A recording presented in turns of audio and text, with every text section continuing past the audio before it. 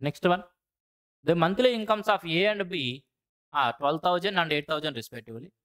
The ratio of their monthly expenses is 5:3.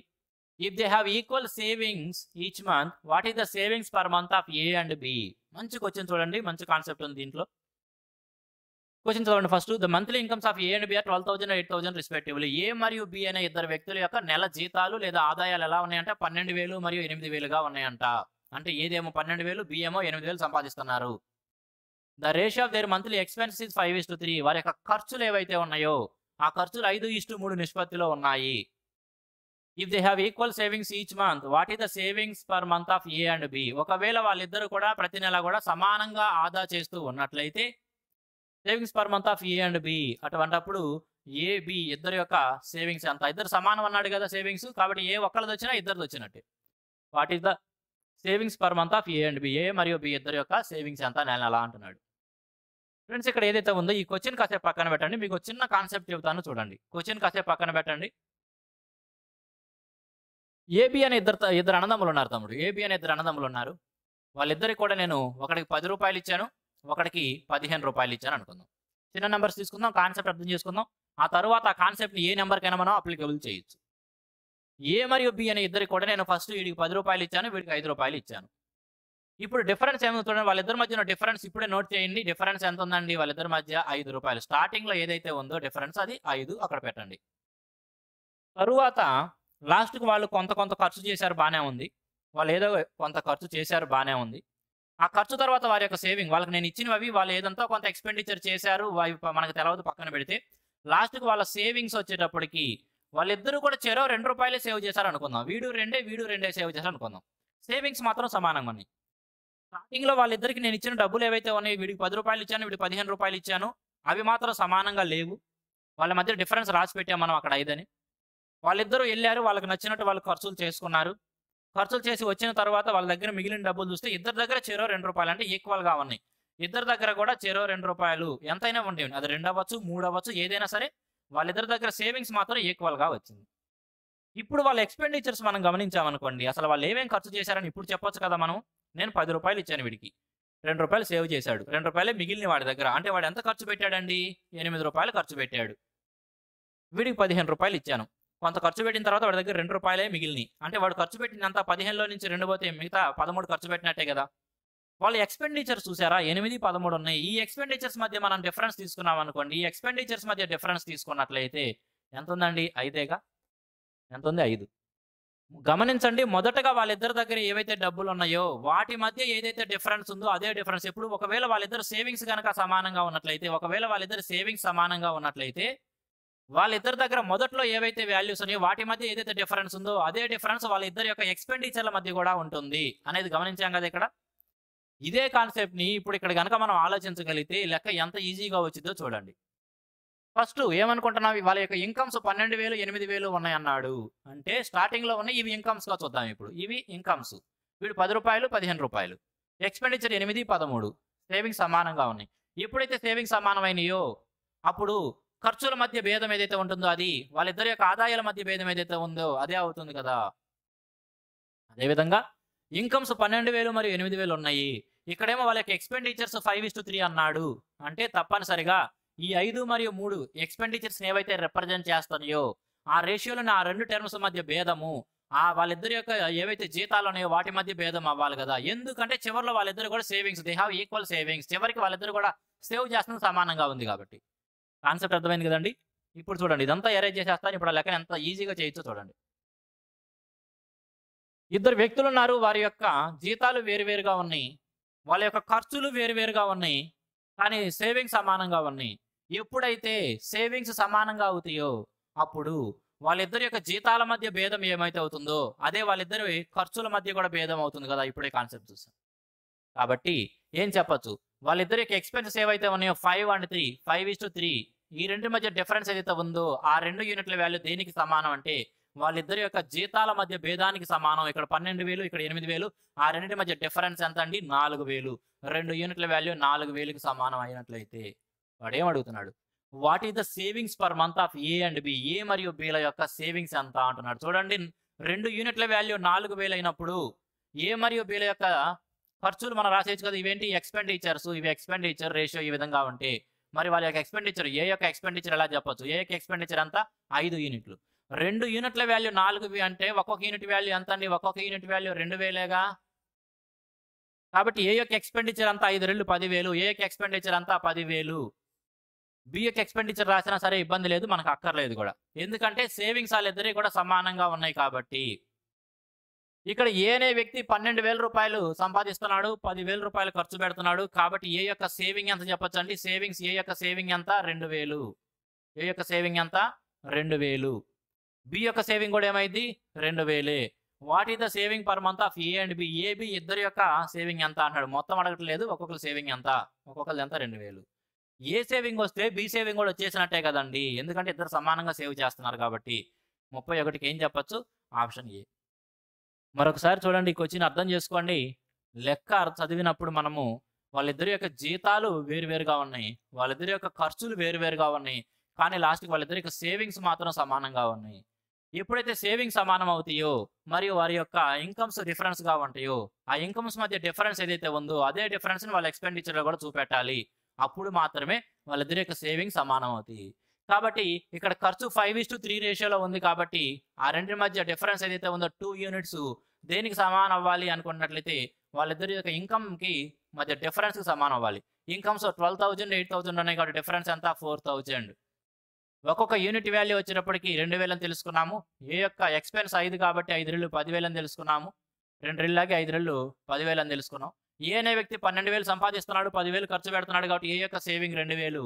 ఎప్పుడైతే ఏ యొక్క saving తెలిసిందో బి కూడా వాటితో సమానంగానే సేవ్ చేస్తున్నాడు కాబట్టి బి యొక్క సేవింగ్ కూడా తెలిసినట్టే. కాబట్టి ఏ మరియు బి ఇద్దరిలో, ఏ మరియు బి కాదు, ఏ బి ఇద్దరి యొక్క సేవింగ్స్ ఎలా ఉన్నాయంటే నెలకు ఒక్కొక్కరికి 2,000 చొప్పున సేవ్ చేస్తున్నారు.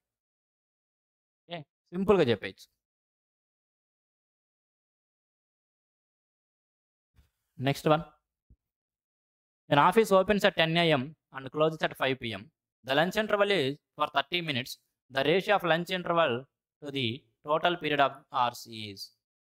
చూడండి, ఒక ఆఫీస్ వచ్చేటికి ఉదయం 10కి ఓపెన్ చేస్తారంట, అది సాయంత్రం 5 దాకా కొనసాగుతుంది. ఉదయం 10కి ఓపెన్ చేస్తారు, సాయంత్రం 5 దాకా కొనసాగుతుంది. మధ్యలో లంచ్ ఇంటర్వెల్ వచ్చేటప్పటికి 30 నిమిషాలు, అంటే అర్ధ గంట సేపు లంచ్ ఇంటర్వెల్ ఉంది. The ratio of lunch interval, ఏదైతే భోజన విరామం ఉందో దానికి ఆఫీసు మొత్తం టోటల్ పీరియడ్ ఎంత ఉందో, ఆఫీసు మొత్తం ఎన్ని గంటలు అయితే నడుస్తుందో దానికి మధ్య నిష్పత్తి అంతా చెప్పాలన్నాడు. వెరీ సింపుల్ కొద్దండి. లంచ్ ఇంటర్వెల్ ఎంతసేపు అన్నాడండి? అరగంట. నేను లంచ్ ఇంటర్వెల్ అరగంట కాబట్టి 1/2 రాస్తున్నాను. ఈస్టు టోటల్ టైం, ఇదేమో లంచ్ అండి, ఇదేమో టోటల్ ఆఫీస్ అండి. టోటల్ ఎంతసేపు నడుస్తుంది? ఉదయం 10 నుంచి సాయంత్రం 5 దాకా. ఉదయం 10 నుంచి సాయంత్రం 5 దాకా అంటే 5 అంటే 17 చూడొచ్చు కాబట్టి 7 గంటలు. లేదు చెప్పలేకపోయామంటే 10 నుంచి 12 దాకా ఏమో 2 గంటలు, 12 నుంచి 5 దాకా 5 గంటలు కాబట్టి మొత్తం కలిపి 7 గంటలు. ఎట్లయినా చెప్పండి. కాబట్టి టోటల్ టైం ఎంత? 7 గంటలు. వీటి మధ్య రేషియోనే అడిగింది. ఇక్కడేమో డినామినేటర్ ఉంది, ఇక్కడేమో డినామినేటర్ లేదు. పోగొడతానికి ఏం చేస్తాం? రెండింటిని కూడా 2తో మల్టిపుల్ చేద్దాము. లేదా ఈ 2 తీసుకెళ్ళి మల్టిపుల్ చేసామనుకోండి, ఏం చెప్పొచ్చు? 1:7 రెళ్ళు అంతా 14. లంచ్ టైంకి టోటల్ టైంకి మధ్య రేషియో ఎలా చెప్పొచ్చు? 1:14. ఆప్షన్ బి అండి. Simple question.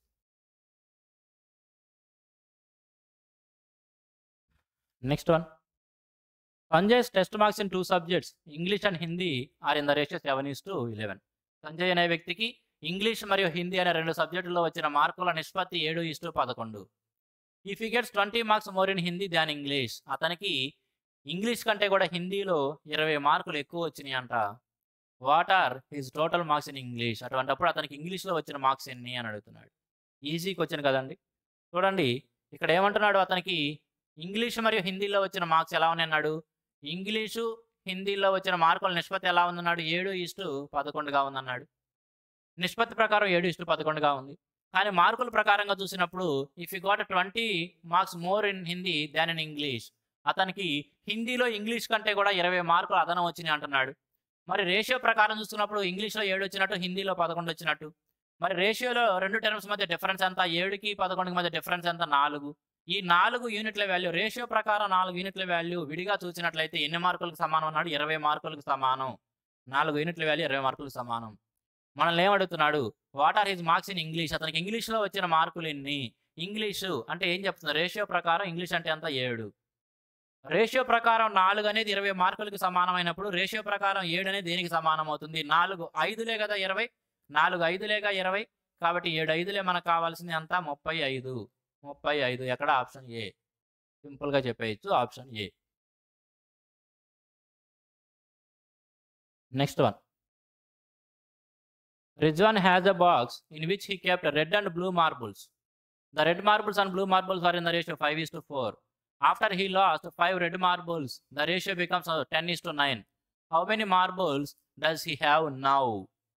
చూడండి, రిజ్వాన్ అనే వ్యక్తి దగ్గర ఒక బాక్స్ ఉందంట. ఆ బాక్స్లో అతను ఏం చేశాడు, కొన్ని రెడ్ మరియు కొన్ని బ్లూ మార్బుల్స్ పెట్టాడంట. అతను కొన్ని ఎర్ర గోళీలు మరియు కొన్ని బ్లూ గోళీలు, నీలిరంగు గోళీలు పెట్టాడు.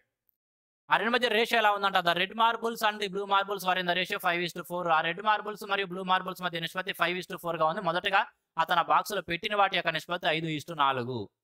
తర్వాత ఏం జరిగిందంట, after he lost 5 red marbles, ఆ తర్వాత అతను ఒక 5 ఎర్ర గోళీలు కోల్పోయాడు, పోగొట్టుకున్నాడు. అప్పుడు ఆ రెడ్ మరియు బ్లూ మార్బుల్స్ యొక్క మధ్య నిష్పత్తి 10:9గా ఉంది. అటువంటప్పుడు how many marbles does he have now?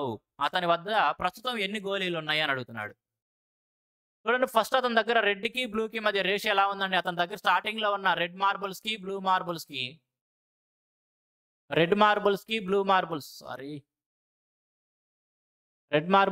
Marbles కి రేషియో ఎలా ఉంది, 5:4 ఉంది. తరువాత అతను ఏం చేశాడండి, 5 ఎర్ర గోళీలు పోగొట్టుకున్న తర్వాత నిష్పత్తి ఎలా మారింది, 10:9. ఆ తర్వాత ఏమైంది, 10:9. ఏ గోళీలు పోగొట్టుకున్నాడు, 5 రెడ్ మార్బుల్స్. ఈ రెడ్ అనేవి అతను ఒక 5 గోళీలు కోల్పోయిన తర్వాత ఈ విధంగా మారింది రేషియో. ఫ్రెండ్స్ గమనించండి, మొదటగా అతను కొన్ని ఎర్రయి కొన్ని బ్లూ అక్కడ పెట్టాడు.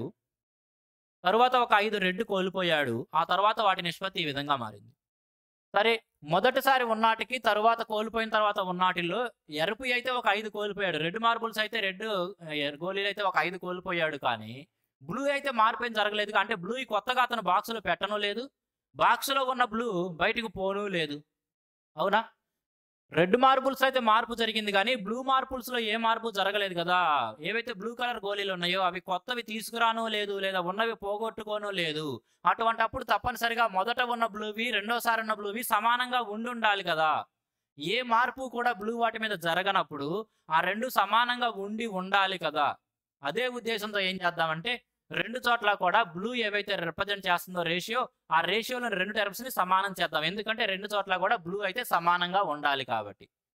మరి ఇక్కడ 4 ఉంది, ఇక్కడ 9 ఉంది. రేషియో ప్రకారం ఇక్కడ బ్లూ 4, ఇక్కడ 9. రెండు చోట్ల కూడా సమానం చేయాలంటే ఏం చేస్తున్నాను, దీన్నేమో 9తో మల్టిపుల్ చేస్తున్నాను. ఈ 9 తీసుకెళ్ళి ఇక్కడ మల్టిపుల్ చేస్తున్నాను. ఈ 4 తీసుకొచ్చి ఇక్కడున్న రేషియోని కనుక మల్టిపుల్ చేస్తే 9 4 36, 9 4 36. రెండు చోట్ల కూడా బ్లూ అనేది ఏమవుతుంది, 36 అవుతుంది. రేషియోలో ఏదైనా ఒక సంఖ్యతో మల్టిపుల్ చేస్తున్నప్పుడు ఒక్క టర్మ్నే చేయంగా రేషియో మొత్తాన్ని కూడా చేయాలి కదా. తప్పనిసరిగా రేషియో మొత్తాన్ని చేయాలి. కాబట్టి 9 5 ఎంత, 45 ఈస్టు 9 4 ఎంత, 36. ఇదేంటంటే రెడ్ మరియు బ్లూ యొక్క రేషియో. 5 గోళీలు కోల్పోయిన తర్వాత రేషియో ఎలా మారింది, 10:9. దాన్ని 4తో మల్టిపుల్ చేస్తున్నాం కాబట్టి 10 4 ఎంత, 40 ఈస్టు 9 4 ఎంత, 36. గమనించండి ఒకసారి రేషియోలోని ఇప్పుడు ఎలా మారింది అనేది. స్టార్టింగ్లో తన దగ్గర 45 రెడ్ 36 బ్లూ ఉన్నాయి. 5 గోళీలు కోల్పోయాను అని చెబుతున్నాడుగా, 5 గోళీలు కోల్పోయాడు అని అదేగా వచ్చింది. మరి స్టార్టింగ్లో 45 రెడ్ ఉండేవి, 40 రెడ్ వచ్చినాయి అంటే 5 కోల్పోయినట్లే కదా. ఇక్కడ అతను 5 లాస్ అయ్యాడుగా, ఏంటి రెడ్ మాత్రమే. ఇప్పుడు ఎలా మారినాయి, బ్లూ అంతే క్యారీ అయినాయి. బ్లూ ఏం మారలేదు కాబట్టి ఆ 36 క్యారీ అయినాయి. వాడేమడుతున్నాడు, ప్రస్తుతం అతని దగ్గర ఎన్ని ఉన్నాయి అన్నాడు. ప్రస్తుతం అతని దగ్గర ఎన్ని ఉన్నాయి, ఎరుపు ఏమో 40 ఉన్నాయి, బ్లూ ఏమో 36, రెండు కలిపితే 76. ఎక్కడ ఇచ్చాడు, ఆప్షన్ సి. అదేగా మన ఆన్సర్. సింపుల్గా అంటే ఇక్కడ ఏం ఆలోచించామంటే, రెడ్డి కోల్పోయాడు ఓకే, కానీ బ్లూ అయితే కొత్తగా తెచ్చి వెయ్యను లేదు, ఉన్నాయి కోల్పోను లేదు. అంటే తప్పనిసరిగా మొదటిసారి ఉన్నవి మరియు తర్వాత ఉన్నవి రెండింటి చోట కూడా బ్లూ గోళీలు అయితే ఖచ్చితంగా సమానంగా ఉండాలి కదా అని ఆలోచించాం.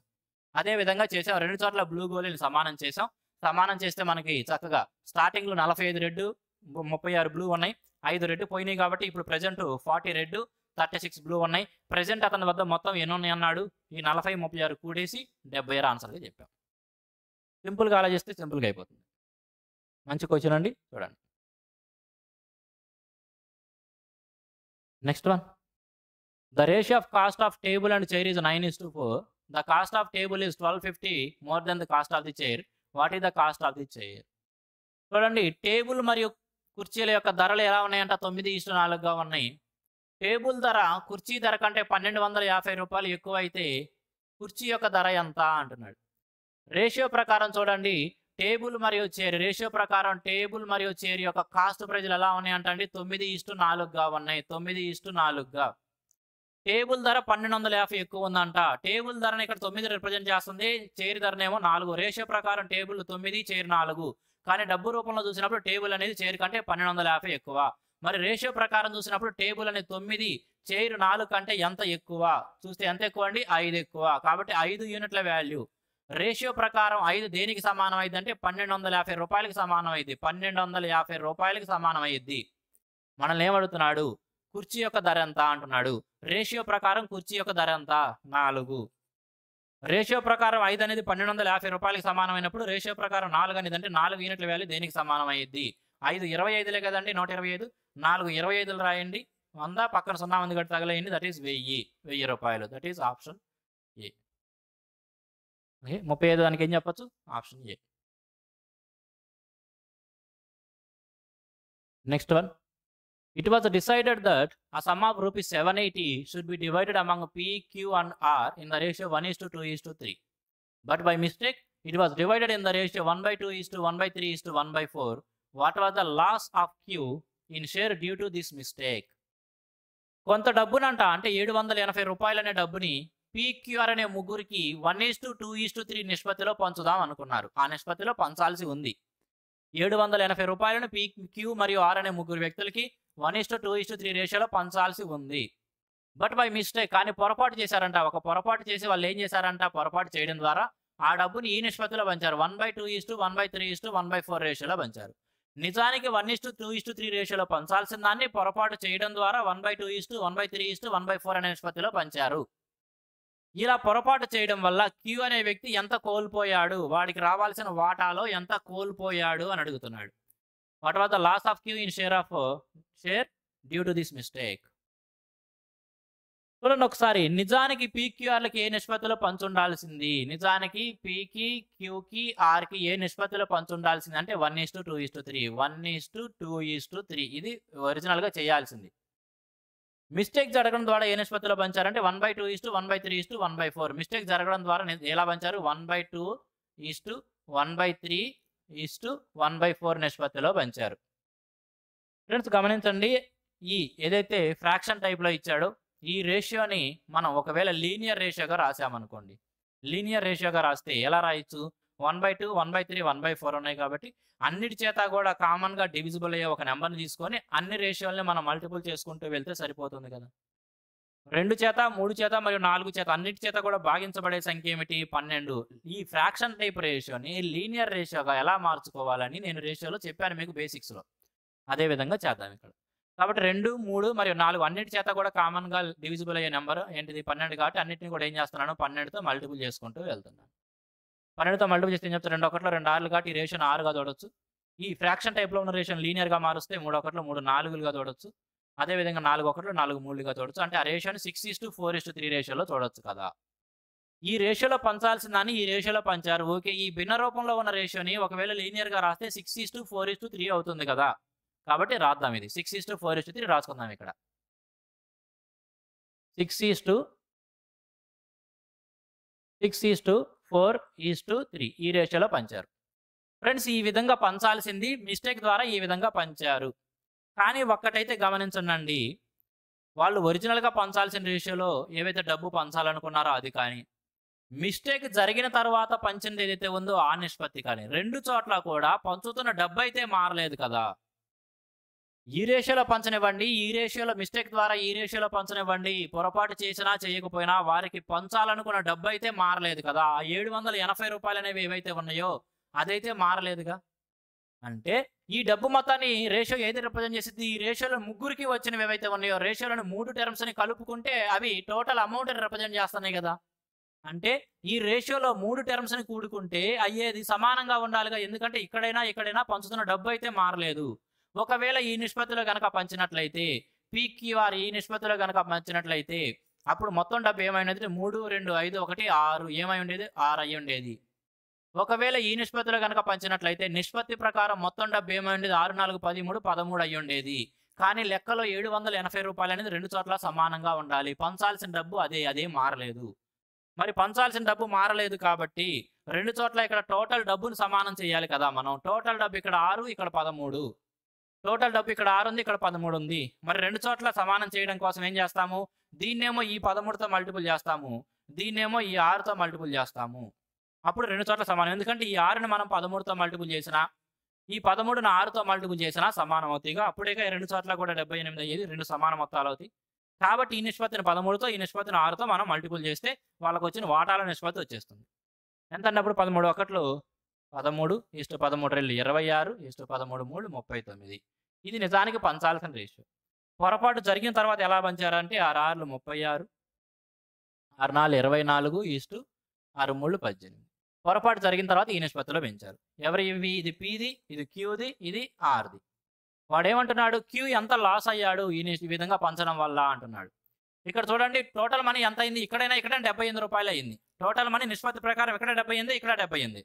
కాబట్టి 78 యూనిట్ల వాల్యూ లెక్కలో ఎంత ఇచ్చాడు? 780 రూపాయలు అయితే Q ఎంత లాస్ అయ్యాడు? Qకి నిజానికి 26 రావాల్సింది. ఈ విధంగా పొరపాటు చేయడం వల్ల 24 వచ్చింది. కాబట్టి Q ఎంత లాస్ అయ్యాడంటే 2 లాస్ అయ్యాడు. 78 780 అయింది కాబట్టి 2 కూడా ఏమైంది? 20 అవుతుంది. కాబట్టి Q అనే వ్యక్తి ఎంత లాస్ అయ్యాడు? పొరపాటు చేయడం వలన Q అనే వ్యక్తి ఎంత కోల్పోయాడు అంటే 20 రూపాయలు. ఆప్షన్స్ మంచి లెక్కండి. సింపుల్గా ఆ ఇచ్చిన ఫ్రాక్షన్ టైప్లో ఇచ్చిన దాన్ని లీనియర్గా మార్చాము. మరలా ఏం ఆలోచించామంటే వాళ్ళు పొరపాటు చేసినా చేయకపోయినా పంచాల్సిన డబ్బు మారలేదు కదా. అంటే రెండు చోట్ల కూడా డబ్బు సమానంగా ఉండాలి. కాబట్టి ఇక్కడ ఉన్న డబ్బుని, ఇక్కడ ఉన్న డబ్బుని సమానం చేశాము. కాబట్టి దాన్ని 13తో, దీన్ని 6తో మల్టిపుల్ చేస్తే వాళ్ళకి నిజానికి పంచాల్సిన రేషియో ఇప్పుడు పొరపాటు జరిగిన తర్వాత పంచిన రేషియో వచ్చింది. టోటల్ మనీ ఈ 3 కూడుకుంటే ఇక్కడైనా మీరు 78 వచ్చి చూడండి. ఇక్కడ కూడుకున్న 78 వచ్చింది, ఇక్కడైనా సరే 78. టోటల్ మనీ 780 లెక్కలో ఇచ్చాడు. మరి Q 26 రావాల్సింది 24 వచ్చింది కాబట్టి 2 కోల్పోయాడు. 2 యూనిట్ల వాల్యూ ఎంత? Next one. The ratio of the square of a number to the reciprocal of it's cube is 243/16807. What is the number? ఒక సంఖ్య యొక్క వర్గానికి మరియు దాని యొక్క క్యూబ్ గణం యొక్క విలోమానికి మధ్య నిష్పత్తి 243/16807 అంట. అటువంటిప్పుడు ఆ సంఖ్య ఏమిటి అంటున్నాడు. ఫ్రెండ్స్ జాగ్రత్తగా గమనించండి. ఏదో ఒక సంఖ్య n ఉందండి. ఏదో ఒక సంఖ్య n ఉంది. వాడు ఏమంటున్నాడు? The ratio of the square of the number. ఈ సంఖ్య యొక్క స్క్వేర్ అంటే n స్క్వేర్కి. అదే విధంగా రేషియో తీసుకోమన్నాడు. దేనికి? Reciprocal of it's cube. దాని యొక్క గణం యొక్క రెసిప్రోకల్. చూడండి, ఏ అనే దాని యొక్క రెసిప్రోకల్ ఏందండి? 1/aనే కదా. ఏ అనే దాని యొక్క విలోమం ఎంత? 1/aనే కదా. మరి ఈ నెంబర్ ఏదైతే ఉందో దాని యొక్క గణం యొక్క విలోమం. ఆ నెంబర్ యొక్క గణం అంటే ఏం చెబుతాం? n3. క్యూబ్ అంటే n3. దాని యొక్క రెసిప్రోకల్ అంటే ఏం చెబుతాం? 1/n3 కదా. 1/n3. కాబట్టి ఏమంటున్నాడు? ఆ సంఖ్య యొక్క స్క్వేర్కి దాని యొక్క క్యూబ్ యొక్క రెసిప్రోకల్. దాని యొక్క క్యూబ్ యొక్క రెసిప్రోకల్ అంటే 1/n3. ఈ రెండు మధ్య నిష్పత్తి అంట దానికి సమానం అంటున్నాడు. n స్క్వేర్కి 1/n3కి నిష్పత్తి ఏమైంది? n3 పైకి వెళ్ళింది కదండి. ఎందుకంటే భిన్న రూపంలో కింద డినామినేటర్లో a/b ఉంటే ఏమవుతుంది? మనం b/aగా రాస్తాం. కాబట్టి ఏం చెప్పొచ్చు? n స్క్వేర్ ఇంటూ n3 అవుతుంది. కిందేమో ఒకటే మిగులుతుంది. ఒకటి ఉన్నా ఒకటే, లేకపోయినా ఒకటి మనం రాయం. కాబట్టి ఏం చెప్పొచ్చు అండి? n⁵. n⁵ యొక్క వాల్యూ ఏమి ఇచ్చాడు? 243/243/16807. ఇక ఈ 243 అనేది గమనించారండి ఒకసారి. 243 అనేది 3 యొక్క 5 కదా. కాబట్టి దీన్ని ఎలా చెప్పొచ్చు అండి? 3 యొక్క 5. కింద నెంబర్ ఒకవేళ 5 మనం డైరెక్ట్గా రాయలేకపోయినా న్యూమరేటర్ 5 కలిగి ఉన్న ఆప్షన్ మన ఆన్సర్ అవుతుంది. అంటే ఏం చెప్పొచ్చు? దీన్ని 3/7 యొక్క 3/7 యొక్క హోల్ పవర్ 5గా రాయొచ్చు. ఎందుకంటే ఈ 243 అనేది 3/5. ఇదేమో 7 యొక్క 5. మనకు ఆప్షన్ ద్వారా తెలుస్తుంది. 7 యొక్క పవర్ 5. 3/5/7/5 కాబట్టి 3/5 హోల్ పవర్ 5గా రాయొచ్చు. ఆ నిష్పత్తి ఏదైతే ఉంది n యొక్క వాల్యూ ఏం చెప్పొచ్చు అండి? 3/7. That is options. సింపుల్గా చెప్పొచ్చు. 7 యొక్క పవర్ 5 మనకు తెలవకపోయినా 3 తెలిస్తే చాలండి. 3 తెలిస్తే మనకి ఇక్కడ ఆప్షన్లో ఏదైతే న్యూమరేటర్ 11లో 3ని కలిగి ఉందో అదే మన ఆన్సర్గా చెప్పేయచ్చు.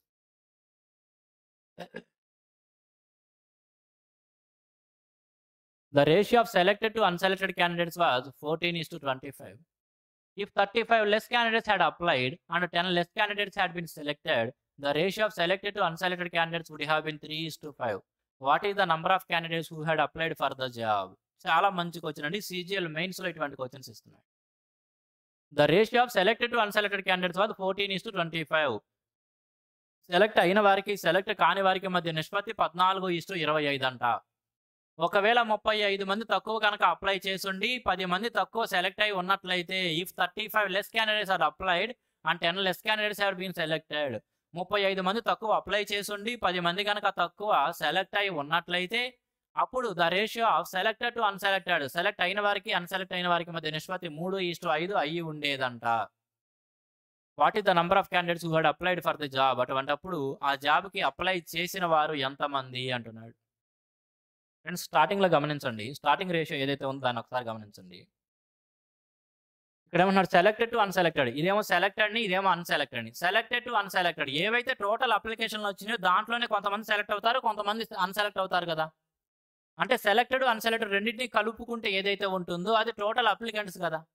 ఈ రేషియో ప్రకారం సెలెక్ట్ అయిన వాళ్ళు 14 మంది, సెలెక్ట్ కాని వారు 25 మంది. మరి మొత్తం ఏమవ్వాలంటే ఈ రెండింటిని కలుపుకుంటే వచ్చేదే కావాలి కదా 39. అంటే ఖచ్చితంగా మన ఆన్సర్ ఏదైతే ఉందో అది 39 యొక్క మల్టిపులే కదా. ఏదైతే 39 యొక్క మల్టిపుల్ ఉంటుందో ఇచ్చిన ఆప్షన్లలో అదే మన ఆన్సర్ అవుతుంది. గమనించారండి, లెక్క మొత్తం చేయకూడదు అనుకుంటే ఎగ్జామ్లో మాత్రమే చెబుతున్నాయి, ఇక్కడ కాదు. ఇక్కడ మనం లెక్కను చేస్తాము కానీ ఎగ్జామ్లో ఈ క్వశ్చన్ మేము ఎందుకు వచ్చింది లేదా ఇటువంటి క్వశ్చన్ మన ముందుకు వచ్చింది అటువంటప్పుడు ఈ లెక్కంతా చేయకుండా ఆన్సర్ని గుర్తించలేమంటే ఖచ్చితంగా చేయొచ్చు కదా. ఎలా వాళ్ళు లాస్ట్లో మనల్ని ఏమడుతున్నాడు, మొత్తం ఎంతమంది అప్లై చేశారు అంటున్నాడు. స్టార్టింగ్లో సెలెక్ట్కి అన్సెలెక్ట్కి రేషియో అడుగుతున్నాడు. సెలెక్ట్ ఏమో 14, అన్సెలెక్ట్ 25. ఈ రెండు కలుపుకుంటే టోటల్ అప్లికెంట్స్ వచ్చింది. అంటే తప్పనిసరిగా రావాల్సిన ఆన్సర్ ఏదైతే ఉందో అది 39 యొక్క మల్టిపులే కదా. తప్పనిసరిగా ఆ నెంబరు 39 యొక్క మల్టిపులే కదా అని తెలుసుకోవచ్చు. కాబట్టి ఆ 39 యొక్క మల్టిపుల్ ఏదైతే ఉందో అదే మన ఆన్సర్. 200 అంటే కాదు, 175 అంటే అది 35 అది కాదు, 275 అంటే 39 కాదు, 195 చూడండి 39 5 కదా, 150 9 45 195 అదేగా మనకు కావాల్సిన ఆన్సర్. ఎగ్జామ్లో అయితే ఇలా పెట్టండి, ఖచ్చితంగా 39 యొక్క మల్టిపుల్ మన ఆన్సర్. ఎగ్జామ్లో అయితే ఈ విధంగా చేసేయాలండి. క్లాస్ కాబట్టి ఇక్కడ అన్నీ చెబుతాను నేను. 195 అయితే ఆన్సర్ వచ్చేసింది. సరే చూడండి లెక్క ఏమి ఇచ్చాడు చూడండి. ఇప్పుడు సెలెక్టెడ్కి అన్సెలెక్టెడ్కి రేషియోస్ 14:25 ఇచ్చాడు. ఒకవేళ 35 మంది తక్కువ అప్లై చేసి 10 మంది తక్కువ సెలెక్ట్ అయి ఉన్నట్లయితే మనకి రేషియో ఏమో సెలెక్టెడ్కి అన్సెలెక్టెడ్కి ఇచ్చాడు. డేటా ఏదైతే ఇచ్చాడో డేటా ఇంపార్టెంట్ అండి. డేటా ఇది దేనికి ఇచ్చాడండి, అప్లై చేసిన వారికి సెలెక్ట్ కాని less candidates has been selected, select అయిన వారికి డేటా ఇస్తున్నాడు. అప్లై చేసిన వారికి సెలెక్ట్ అయిన వారికి డేటా ఇస్తున్నాడు కాబట్టి రేషియో కూడా అవే రాద్దామండి. మనం ఎలా రాద్దాము, అప్లై చేసిన వారికి సెలెక్ట్ అయిన వారికి రేషియో రాద్దాం. ఫస్ట్ ఇచ్చిన దాంట్లో సెలెక్ట్ అయింది 14, సెలెక్ట్ కాంది 25, మరి అప్లై చేసింది ఎంత అంటే 39, మరి అప్లై చేసింది ఎంత 39, సెలెక్ట్ అయ్యినది ఎంత 14. ఎందుకన్నా ఈ రేషియో రాస్తున్నామంటే మనకి ఇచ్చిన డేటా ఏమి ఇచ్చాడు, అప్లై చేసిన వారికి సెలెక్ట్ అయిన వారికి ఇచ్చాడు. మనం ఏదన్నా చేయగలం అంటే ఆ రెండింటి మధ్య చేయగలము కాబట్టి అప్లై చేసిన వారికి సెలెక్ట్ అయిన వారికి రాశాను.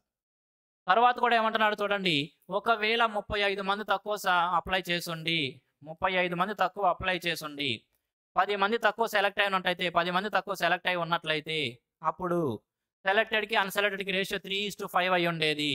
సెలెక్ట్కి అన్సెలెక్ట్కి 3:5 అయితే అప్లై ఎన్నండి మొత్తం కలుపుకుంటే అప్లికేషన్స్ కదా ఎంత 8. అప్లైకి సెలెక్ట్ అయిన వారంతా ఇక్కడ 3 కాబట్టి అప్పుడు అప్లై చేసిన వారికి సెలెక్ట్ అయ్యే వారికి మధ్య నిష్పత్తి ఏమై ఉండేది 8:3 అయి ఉండేది. అర్థమైంది కదా ఏం చేసామనేది. చూడండి ఒకసారి, స్టార్టింగ్లో మనకి సెలెక్టెడ్కి అన్సెలెక్టెడ్కి ఇచ్చాడు. తర్వాత డేటానేమో మనకి అప్లై చేసిన వారికి సెలెక్ట్ అయిన వారికి ఇచ్చాడు కాబట్టి రేషియో కూడా అప్లై చేసిన వారికి సెలెక్ట్ అయిన వారికి రాశాను. 39 మంది అప్లై చేసండి 14 మంది సెలెక్ట్ అయ్యారని అక్కడ అనుకున్నాము. ఇక్కడ రేషియో ప్రకారం 3:5 కాబట్టి సెలెక్ట్ అయిన అప్లై చేసిన వారు 3, 5 కూడితే 8, సెలెక్ట్ అయిన వారు 3. ఫ్రెండ్స్ ఇది అంతా ఒకే పక్కన పెట్టండి. దీన్ని ఇప్పుడు ఎలా చూడొచ్చు, రేషియో ప్రపోర్షన్లో రెండో వీడియోలో నేను ఏదైతే మీకు కొన్ని ఆపరేషన్స్ చూపించానో వాటిలో ఒక రకంగా ఇక్కడ చూడొచ్చు కదా. అంటే ఎలా, రెండు సంఖ్యల యొక్క నిష్పత్తి 39:14గా ఉంది. రెండు సంఖ్యల యొక్క నిష్పత్తి 39:14గా ఉంది. వాటి నుంచి వరుసగా 35 మరియు 10 తొలగించిన తరువాత వాటి నిష్పత్తి 8:3గా మారింది. రెండు సంఖ్యల మధ్య 39:14 నిష్పత్తి ఉంది. వాటి నుంచి వరుసగా 35 మరియు 10 తొలగించిన తర్వాత వాటి నిష్పత్తి 8:3గా మారితే ఈ మొదటి వాల్యూస్ ఎంత అని చెప్పొచ్చు కదా. ఎలా చేస్తామండి, 39 × 3 14 × 8 తీసుకుంటాం. ఈ రెండింటి యొక్క క్రాస్ మల్టిప్లికేషన్కి ఈ రెండు క్రాస్ మల్టిప్లికేషన్ మధ్య డిఫరెన్స్ తీసుకొని చేస్తాం. ఈ ఆపరేషన్ చాలాసార్లు చేసాం ఇప్పటికే మనం.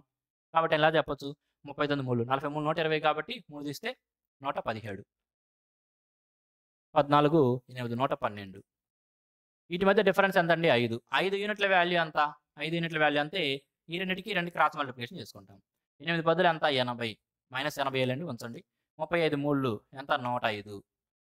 ఈ రెండు మధ్య డిఫరెన్స్ ఎంత అంటే 2 మైనస్‌లో ఉన్నాయి కాబట్టి రాయటం లేదు. -105 -80 అని రాయండి ఇబ్బంది ఏమి లేదు. జస్ట్ ఇక్కడ మైనస్‌లు ఎందుకు పెట్టామంటే తొలగించాడు అని చెప్పి రిప్రజెంట్ చేస్తడం కోసం పెట్టాం. 105కి 80కి మధ్య డిఫరెన్స్ ఎంత 25. 5 యూనిట్ల వాల్యూ 25 అయితే మనల్ని అడిగింది ఏంది? ఎంతమంది అప్లై చేశారు? అప్లికేషన్స్ స్టార్టింగ్‌లో ఎన్ని అనుకున్నాం? టోటల్ అప్లికేషన్స్ ఎన్ని అనుకున్నాం? 39. కాబట్టి మనకు కావాల్సిన ఆన్సర్ ఏంది? 39 యూనిట్ల వాల్యూ కావాలి. 5 యూనిట్ల వాల్యూ 25 కాబట్టి 39 యూనిట్ల వాల్యూ ఎంత? 5 5లు 25 కాబట్టి 39 5లు 195 మనకు కావాల్సిన ఆన్సరు. స్టార్టింగ్‌లో మనం అదే ఆన్సర్ గుర్తించేసాం. చేయాల్సిన విధం అయితే ఇది. క్లాస్ రూమ్ కాబట్టి నేను చక్కగా మీకు అన్నీ చెప్పాను. ఎట్లా చేయాలని చూపించాను. ఎగ్జామ్‌లో అయితే స్టార్టింగ్ చెప్పాను కదండీ! తప్పనిసరిగా ఆన్సర్ ఏదైతే ఉందో అది తప్పనిసరిగా 39 యొక్క మల్టిపులే కావాలి కాబట్టి ఆప్షన్‌లో ఒకటి మాత్రమే 39 యొక్క మల్టిపుల్ ఉంటే అదే మన ఆన్సర్ అని చెప్పి పెట్టుకొని ఎళ్ళిపోండి. అది టైం సేవ్ చేసుకునే పద్ధతి. మిమ్మల్ని ఎవడు అడగడు. నువ్వు చేసావా? లేదా? రఫ్ వర్క్ చూపించు. ఏ మెథడ్ చేసావని ఎవడు అడగడు. ఆన్సర్ గుర్తించామా లేదా కావాలి కదా! కాబట్టి ఎగ్జామ్‌లో అయితే ఆ విధంగా అప్రోచ్ ఎళ్ళండి. నేర్చుకోవాలి కాబట్టి క్లాస్ రూమ్ కాబట్టి నేను అన్నీ చెప్పాలి కాబట్టి ఇక్కడ చక్కగా చూపించాను. Next one. The respective ratio between the monthly salaries of Rene and Som is 5:3. Out of her monthly salary, Rene gives 1/6 as rent, 1/5 to her mother, 36% as her education loan, and keeps 25% aside for miscellaneous expenditure. Remaining 5,000 rupees she keeps as saving. What is Som's monthly salary? చూడండి. స్టార్టింగ్‌లో ఏమన్నాడంటే Rene and సోమ అనే ఇద్దరు వ్యక్తులు ఉన్నారంట. స్టార్టింగ్‌లో Rene and సోమ అనే ఇద్దరు వ్యక్తుల గురించి మాట్లాడుతున్నాడు. వాళ్ళిద్దరి యొక్క మంత్లీ సాలరీస్ 5:3గా ఉన్నాయి. రెనేదేమో 5 ఉంటే సోమ్‌ది 3 ఉంది. ఆ విధంగా వాళ్ళిద్దరి యొక్క మంత్లీ సాలరీస్ రేషియో ఇచ్చాడు. Out of her monthly salary Rene gives. Rene అనే వ్యక్తి ఎలా ఖర్చు పెడుతుంది తర్వాత డేటా ఇచ్చాడు. రెనే అనే వ్యక్తి యొక్క ఖర్చులు ఎలా ఉన్నాయంటే గివ్స్ 1/6 యాజ్ రెంట్. ఆమె జీతంలో 1/6 వంతు రెంట్‌కి, 1/5 వంతు వాళ్ళ తల్లికి ఇచ్చింది. 30% హైయర్ ఎడ్యుకేషన్ లోన్ కోసము, అదేవిధంగా 25% పక్కన మిస్‌లెనియస్ ఎక్స్‌పెండిచర్ ఇతర ఖర్చుల కోసం 25 ఆమె పక్కన పెట్టింది. మొత్తం ఆ రెనే అనే వ్యక్తి ఆమెకొచ్చిన మొత్తం జీతాన్ని ఏ విధంగా వాడుతుంది, దేనికి ఎంత వాడుతుంది అనేది భాగం రూపంలో ఇచ్చాడు. ఇక రిమైనింగ్ 5,000 ఇంకా ఈ ఖర్చులన్నీ పోగా మిగిలింది ఎంత అంట? 5,000 రూపాయలంట. మిగిలింది ఎంత? 5,000 రూపాయలు. అది ఆమె ఏం చేసింది? సేవ్ చేసింది. అయితే సోమ్స్ మంత్లీ సాలరీ ఎంత అన్నాడు. సోమ్ స్టార్టింగ్‌లో ఏ వ్యక్తి గురించి అయితే వదిలేసాడో ఆ సోమ్ యొక్క మంత్లీ సాలరీ ఎంత చెప్పండి అంటున్నాడు. ఇక్కడ సోమ్ యొక్క మంత్లీ సాలరీ 3 కాబట్టి 3 యొక్క మల్టిపుల్స్ నేను ఎత్తుక్కుంటానంటే చూడండి. 21 3 యొక్క మల్టిపుల్ 27, 24, 36 అన్నీ 3తోనే పోతాయి. మరి ఎట్ట చేస్తాం? ఆప్షన్‌లు అనేవి మనకు కొన్ని చోట్ల మాత్రమే ఉపయోగపడుతుంటాయి. ఆ ఉపయోగపడినప్పుడు ఎగ్జామ్‌లో వాడుకొని ఎళ్ళాలి మనం అంతే. అంతేగాని ప్రతిదీ ఆప్షన్ ద్వారా రావు. సరే ఇక్కడ చూడండి ముందుగా రెనే యొక్క ఖర్చుల గురించి ఇచ్చాడు కాబట్టి రెనే యొక్క టోటల్ ఖర్చులు ఎలా ఉన్నాయో చూద్దాం. ఏ భాగం ఆమె ఖర్చు పెట్టింది, ఎంత భాగం మిగిల్చింది చూద్దాం.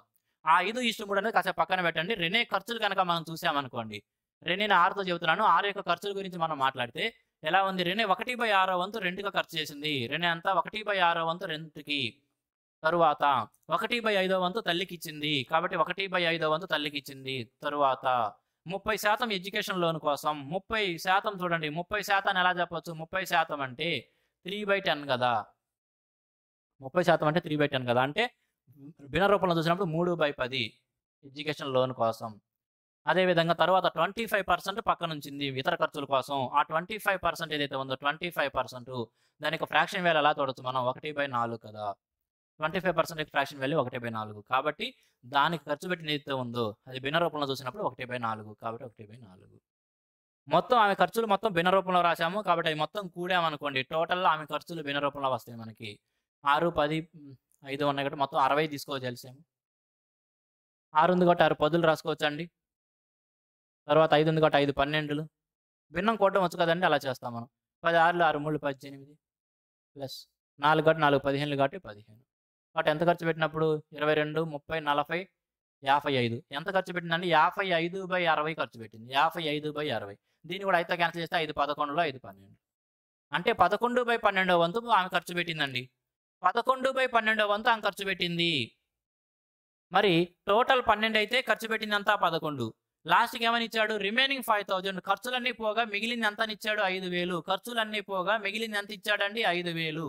ఇక్కడ ఆమె టోటల్ సంపాదన 12 అనుకుంటే దాంట్లో ఖర్చులు 11 పోతే మిగిలింది ఎంత? 1 యూనిట్ వాల్యూ. ఆ 1 యూనిట్ వాల్యూ 5,000. 1 unit value 5,000. మరి ఆమె మొత్తం సంపాదన ఏమవుతుంది? 12 యూనిట్ల వాల్యూ. 12 యూనిట్ల వాల్యూ ఏమవుతుంది? 1 అనేది 5 అన్నప్పుడు 12 5లు ఎంత? 60,000. ఆమె మొత్తం సంపాదన ఎంత అండి? 60,000. ఎవరిదండి ఇది? రోమ్ అనే వ్యక్తిది. రెనే. ఆర్ అంటే రెనే. తర్వాత సోమ్ అనే వ్యక్తి మనల్ని అడుగుతుంది, వాట్ ఈస్ సోమ్స్ మంత్లీ శాలరీ? ఇక్కడ స్టార్టింగ్ లో మనకి ఏమి ఇచ్చాడు చూడండి, రెనేకి సోమ్కి రేషియో, వాళ్ళ యొక్క ఇన్కమ్ రేషియో ఎలా ఇచ్చాడు? రెనేకి సోమ్కి ఇన్కమ్ రేషియో ఎలా ఇచ్చాడండి? 5:3గా ఇచ్చాడు. మనకి ఈ లెక్క మొత్తం ద్వారా ఏం తెలిసిందంటే రెనే యొక్క టోటల్ జీతం తెలిసింది. ఎంత? 60,000. 5 యూనిట్ల వాల్యూ 60,000 అయితే 5 యూనిట్ల వాల్యూ 60,000 అయితే కే అంటే 1000 కదండి, అట్లా పెడుతున్నాను స్పేస్ తగ్గించుకోవడం కోసం.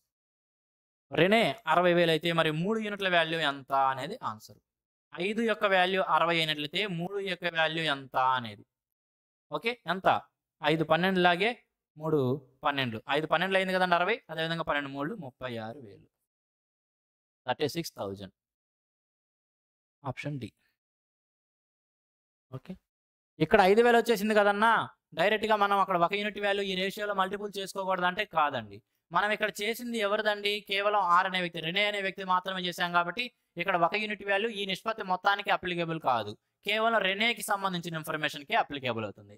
కాబట్టి ఎప్పుడైతే 1 యూనిట్ వాల్యూ 5,000 వచ్చిందో 3 యూనిట్ల వాల్యూ 3 5 15 చెప్పుకుంటామంటే కాదండి, అలా కాదు. మనం అక్కడ చేసింది ఎవరిది? కేవలం రెనే అనే వ్యక్తిది కాబట్టి ఆ రెనే వ్యక్తికి సంబంధించి 1 యూనిట్ వాల్యూ 5,000 అయితే టోటల్ 12 యూనిట్ల వాల్యూ 60,000. మళ్ళీ స్టార్టింగ్ లో వాళ్ళిద్దరికి సంబంధించిన రేషియో ఇచ్చాడు 5:3. కాబట్టి రెనేకి సోమ్కి మధ్య నిష్పత్తి ఎలా ఉంది? 5:3. వారి యొక్క జీతాల మధ్య నిష్పత్తి 5:3 కాబట్టి 5 యూనిట్ల వాల్యూ 60 అయినట్లయితే 3 యూనిట్ల వాల్యూ ఎంత అనేది తెలుసుకున్నాం. 5 12 లాగి 3 12 36,000. చాలా మంచి క్వశ్చన్. ఒకళ్ళ ఇన్ఫర్మేషన్తో లెక్క చేసుకుంటూ వెళ్ళి తర్వాత వేరే వారు చెప్పాల్సి ఉంటుంది.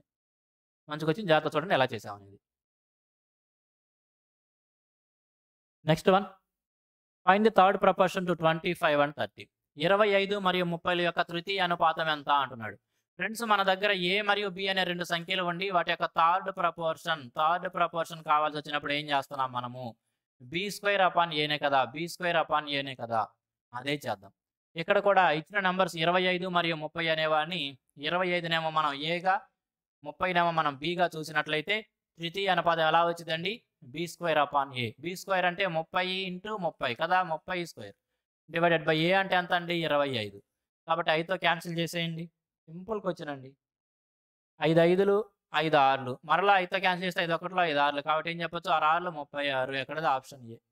క్వశ్చన్ నెంబర్ 40కి ఏం చెప్పొచ్చు? Option A. అసలు దీనికి చెప్పడానికి ఏమీ లేదు. ఆల్రెడీ తృతీయ అనుపాతానికి సంబంధించి ఇదే వీడియోలో అనుకుంటే క్వశ్చన్ కూడా చేసాం మనం. 40వ దానికి ఏం చెప్పొచ్చు. ఫ్రెండ్స్, కాంపిటేటివ్ ఎగ్జామ్స్కి ప్రిపేర్ అవుతూ అర్థమెటిక్ నేర్చుకోవాలి అనుకునే స్టూడెంట్స్ కోసం ది బెస్ట్ అర్థమెటిక్ కోర్సు నేను ప్రొవైడ్ చేస్తున్నాను. ఈ కోర్సులో అర్థమెటిక్లోని ప్రతి చాప్టర్కి సంబంధించిన కంప్లీట్ కాన్సెప్ట్ని ప్రతి చాప్టర్కి సపరేట్ కాన్సెప్ట్ వీడియోస్ ద్వారా ఎక్స్ప్లెయిన్ చేయడం జరుగుతుంది. ఈ విధంగా కంప్లీట్ కాన్సెప్ట్ నేర్చుకున్న తరువాత RS Agarwal quantitative aptitude 2024 English medium ఎడిషన్లో ఇవ్వబడిన ప్రతి ఒక్క క్వశ్చన్ని మల్టిపుల్ వేస్లో మనం నేర్చుకున్న కాన్సెప్ట్ ద్వారా కాన్సెప్చువల్ షార్ట్ కట్స్ ద్వారా సాల్వ్ చేస్తూ ఎక్స్ప్లెయిన్ చేయడం జరుగుతుంది. ఈ పుస్తకం మనకి తెలుగులో దొరకదు కాబట్టి ఈ కోర్సులో జాయిన్ అయిన స్టూడెంట్స్కి కంప్లీట్ బుక్ యొక్క తెలుగు ట్రాన్స్లేటెడ్ PDF కూడా ప్రొవైడ్ చేయడం జరుగుతుంది. ఈ విధంగా అర్థమెటిక్లో ఏ చాప్టర్కి సంబంధించైనా సరే కంప్లీట్ కాన్సెప్ట్, అదేవిధంగా ప్రతి ఒక్క క్వశ్చన్ని కంప్లీట్ కాన్సెప్చువల్ షార్ట్ కట్స్ ద్వారా ఎక్స్ప్లెయిన్ చేయడం ఈ ఒక్క కోర్సుకు మాత్రమే ఉన్న ప్రత్యేకత.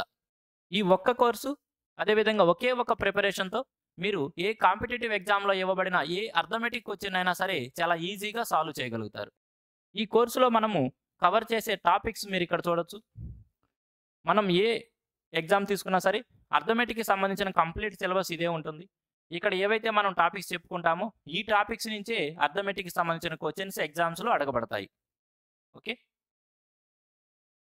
అదేవిధంగా ఈ కోర్సు ఎలా ఉంటుంది, ఈ కోర్సులో టీచింగ్ ఎలా ఉంటుంది, ఎలా మనం కాన్సెప్ట్ చెప్పుకున్న తర్వాత క్వశ్చన్స్ సాల్వ్ చేస్తాము అని మీరు తెలుసుకోవడం కోసం ఈ కోర్సులోని కొన్ని వీడియోస్ని మన యొక్క యూట్యూబ్ ఛానల్లో అప్లోడ్ చేయడం జరిగింది. మీరు ఆ వీడియోస్ చూసి తరువాత ఈ కోర్సులో జాయిన్ అవ్వచ్చు. కోర్సులో జాయిన్ అవ్వాలనుకున్న వారు మన యొక్క ఛానల్ నేమ్ క్వాంటాప్సేస్ అనే నేమ్తోనే ప్లేస్టోర్లో యాప్ అవైలబిలిటీలో ఉంది. మీరు యాప్ని డౌన్లోడ్ చేసుకొని ఇన్స్టాల్ చేసుకొని కోర్సులో జాయిన్ అవ్వచ్చు. అదేవిధంగా కోర్సు గురించి మీరు మరికొంత ఇన్ఫర్మేషన్ తెలుసుకోవాలనుకున్నా, మీకు ఇంకా ఏదైనా డౌట్స్ ఉన్నా సరే ఇక్కడ డిస్ప్లే అవుతున్న నెంబర్కి కాల్ చేసి కోర్సుకు సంబంధించిన మీకు కావాల్సిన ఇన్ఫర్మేషన్ మీరు పొందవచ్చు. ఫ్రెండ్స్, మార్కెట్లో ఉన్న అర్థమెటిక్ కోర్సెస్లో ది బెస్ట్ కోర్స్ ఇది మాత్రమే నేను తప్పనిసరిగా చెప్పగలను. ఈ కోర్సులో స్టూడెంట్స్ మాత్రమే కాదు, మన మార్కెట్లో ఉన్న అనేక మంది ఫ్యాకల్టీస్ కూడా కంప్లీట్ కాన్సెప్ట్, అదేవిధంగా నేను చెప్పే షార్ట్ కట్స్ కోసం ఈ కోర్సులో జాయిన్ అవ్వడం జరుగుతుంది. కాబట్టి స్టూడెంట్స్ ఎవరైనా సరే ఒకే కోర్సుతో కంప్లీట్ అర్థమెటిక్ నేర్చుకోవాలనుకునేవారు తప్పనిసరిగా ఈ కోర్సులో జాయిన్ అవ్వచ్చు. ముందుగా మీరు మన యూట్యూబ్ ఛానల్లో ఉన్న వీడియోస్ చూసి మన యొక్క వే ఆఫ్ ఎక్స్ప్రెషన్ ఎలా ఉంటుంది అనేది తెలుసుకొని తర్వాత కోర్సులో జాయిన్ అవ్వచ్చు.